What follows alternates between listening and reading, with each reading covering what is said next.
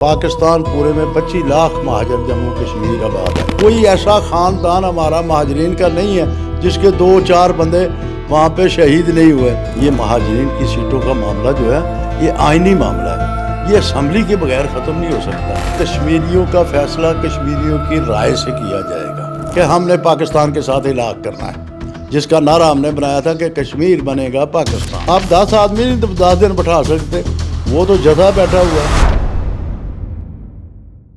پورے پاکستان کی نظریں اس وقت ایک اور الیکشن پر جو ہیں وہ جمی ہوئی ہیں، اور وہ ہے آزاد کشمیر کا الیکشن، اور وہاں کی جو 12 سیٹیں ہیں اس کا بھی کافی زیادہ ایشو ہے، اور یہ جو ایک احتجاج ہو رہا تھا۔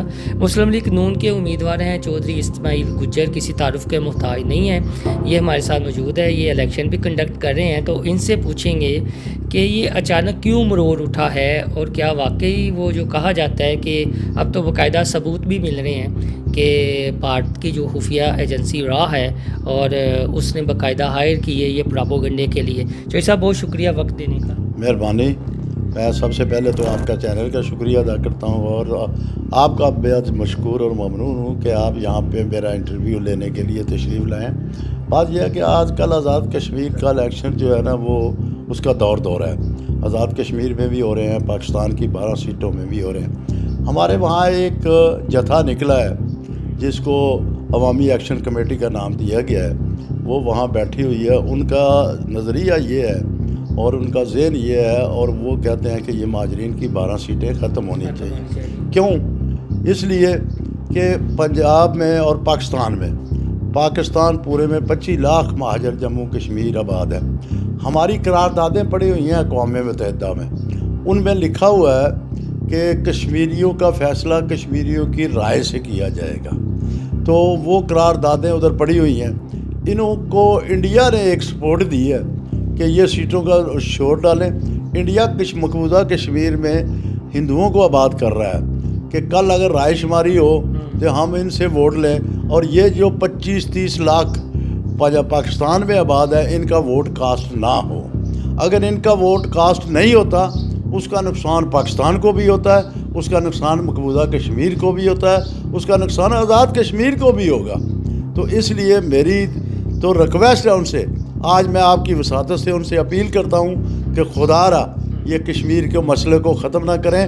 ہم قربانیاں دے کے یہاں پاکستان میں آئے ہیں۔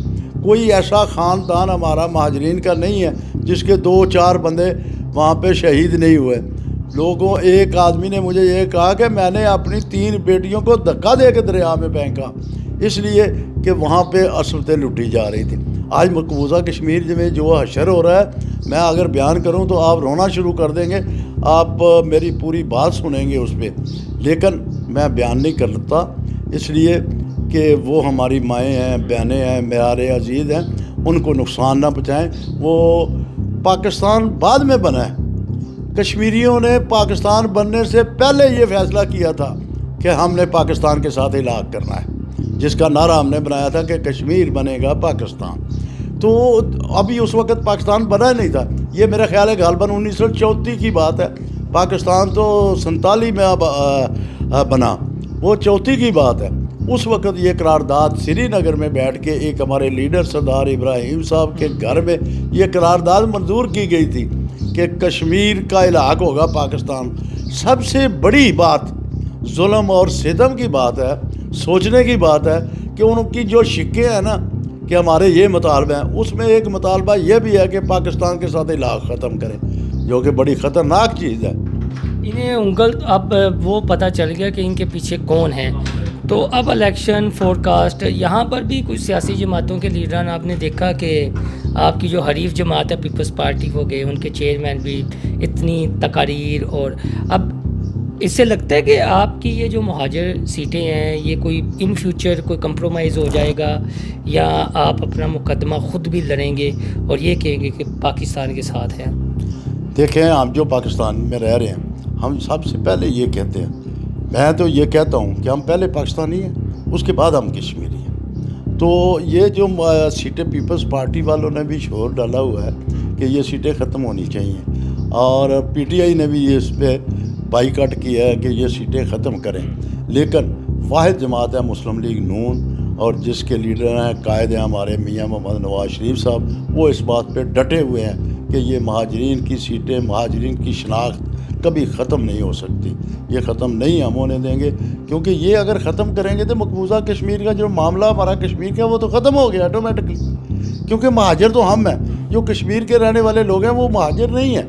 انہیں سبسڈی بھی مل رہی ہے، 36 سے ان کے 34 مطالبات کہا جاتا ہے تسلیم بھی کر لیے گئے، آپ کی سیٹوں کے پیچھے وہ ویسے پڑے ہوئے ہیں۔ تو اب تو یہ کوئی ڈکی چھپی بات نہیں رہی کہ جس طرح کی ویڈیوز آ رہے ہیں، جس طرح کی چیزیں سامنے آ رہی ہیں، تو اس میں تو وہی اپنا جی ڈبل پراکسیز اور چیزیں چل رہی ہیں۔ تو اس پہ آپ جو عام کشمیری ہے، جو کچے ذہنوں کا ہے، جو ان فسادیوں انتشاریوں کے پیچھے لگا ہوا ہے، انہیں کیا پیغام دیں گے آپ؟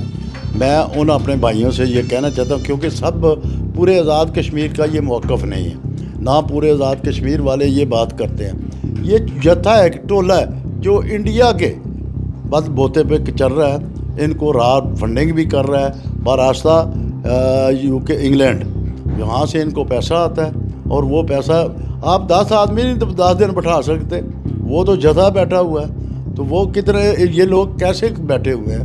آخر ان کے پاس کوئی چیز آتی ہے تو وہ کھا رہے ہیں، یہ تو آزاد کشمیر کے لوگوں کے پاس تو اتنا پیسہ ہی نہیں ہے، پیسہ ہے تو انگلینڈ کے رہنے والے لوگوں کے پاس ہے۔ تو ہم تو اللہ کے فضل و کرم سے اس بات پہ ڈٹے ہوئے ہیں کہ ہم مہاجر ہیں، جب تک کشمیر آزاد نہیں ہوتا اس وقت تک ہم مہاجر ہیں، جب کشمیر آزاد ہو کے پاکستان کا حصہ بنے گا پھر فیصلہ جو مرضی کریں وہ ہمیں قبول ہوگا، اور ہم اس پہ احتجاج بھی کریں گے اگر ہمارے خلاف ایسی کوئی بات ہوئی، کیونکہ ہمارے سب کے عزیز و اقارب وہاں موجود ہیں، ہمارے دادے پردادے کی قبریں وہاں پہ موجود ہیں، تو ہم کیسے چھوڑ سکتے ہیں؟ ہم نہیں چھوڑ سکتے۔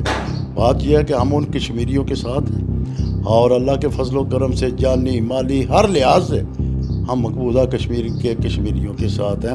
مسئلہ کشمیر ہمارا ہے، گھر بار ہم چھوڑ کے آئے ہیں، ہم قربانیاں دے کے آئے ہیں، ہماری ماؤں بہنوں کی ادھر عصمتیں لوٹی گئی تھیں۔ یہ جو خاص جتھا وہاں پہ بیٹھا ہوا ہے دھرنا دے کے اور ایکسپلائٹ کر رہے ہیں ان چیزوں کو، یعنی آپ دیکھیں سبسڈی بھی ہے، اور خاص طور پر وہ بار بار تان جو ہے کہ مہاجر مہاجر مہاجر، یہ جو ہے نا ہمارا حق مہاجر کھا رہے ہیں، یہ سیٹیں ختم کی جائیں۔ یہ صرف انڈیا کی سازش ہے جس کی وجہ سے یہ کر رہے ہیں۔ ہم پاکستان والے مقبوضہ کشمیر کے ساتھ ہیں، ایک ایک بچہ پاکستان کا ان کے ساتھ ہے، ان کو یہ انڈیا والوں کو یہ تکلیف ہے کہ یہ ادھر شور ڈالتے ہیں، ہمیں ادھر کشمیر میں شور ڈلوا دیں، اس کا مقصد اور کوئی نہیں۔ دیکھیں جتنی سبسڈی جتنی سہولتیں کشمیر میں پاکستان دے رہا ہے اتنی پنجاب میں نہیں ہے۔ دیکھیں نا آپ بجلی کتنے میں جلا رہے ہیں، 50-55 روپے پر یونٹ، اور کشمیر والے 3 روپے پر یونٹ۔ آٹا آپ لے رہے ہیں 5,000 روپے من، ان کو دے رہے ہیں 3,000 روپے من، 2,000 روپے من۔ تو یار خدا کا خوف نہیں آتا؟ یہ ان کی بات وہی ہے کہ جس تھالی میں کھاتے ہیں اسی میں شیک کرتے ہیں۔ اس لیے آج پاکستان کے لوگ بھی ان سے بدظن ہیں کہ یہ کیا انہوں نے تماشا لگایا ہوا۔ وہ آپ تو ایک اتنی سی سوئی ہوتی ہے کپڑے سینے والی، وہ نہیں بنا سکے، وہ بھی پاکستان سے جاتی ہے، 2 دن بارڈر بند ہو جائے وہ بھوکے مر جائیں گے سارے، اور شور ڈالیں گے کہ یہ ہمارے ساتھ کیا ہو گیا۔ وہاں تو کوئی فیکٹری نہیں ہے، کچھ بھی نہیں ہے، ادھر فیکٹری جو ہے سب سے بڑی گورنمنٹ کی ملازمت ہے، باقی کوئی فیکٹری شیکٹری نہیں وہاں۔ تو بات یہ ہے کہ پاکستان ہمارا ملک ہے، ہم پاکستانی ہیں، ہم مسلمان ہیں، اور ان کے سارے مطالبات مانیں گے۔ 2-3 مطالبات رہ گئے تھے صرف، جس میں یہ جو ہے نا 12 سیٹوں کا معاملہ، یہ پہلے نہیں تھا ان کا، پہلے صرف ایک ہی معاملہ تھا کہ بجلی سستی کریں، آٹا سستا کریں۔